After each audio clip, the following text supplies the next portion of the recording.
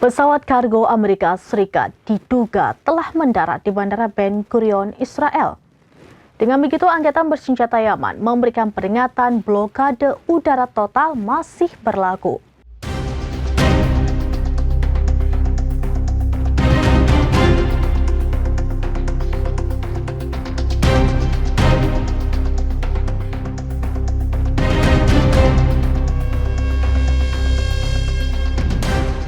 Mengutip Al-Mayadin pada 19 Mei 2025, peringatan itu diumumkan oleh sumber tingkat tinggi Yaman dengan tanpa disebutkan namanya.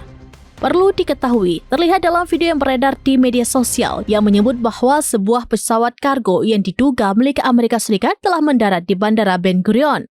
Dengan adanya video itu membuat Houthi kembali memberikan peringatan keras kepada Israel bahwa maskapai penerbangan internasional agar tidak membuka kembali penerbangan ke Bandara Ben Gurion.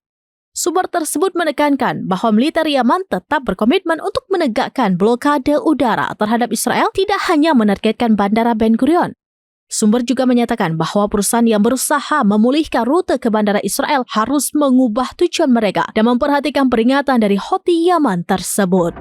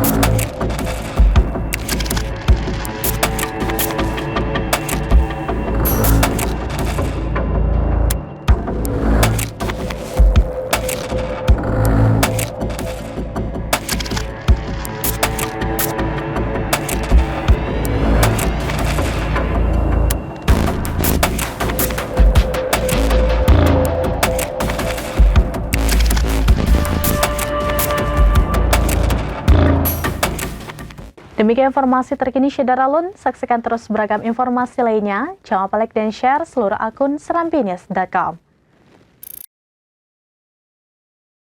Download Tribun X sekarang. Menghadirkan lokal menjadi Indonesia.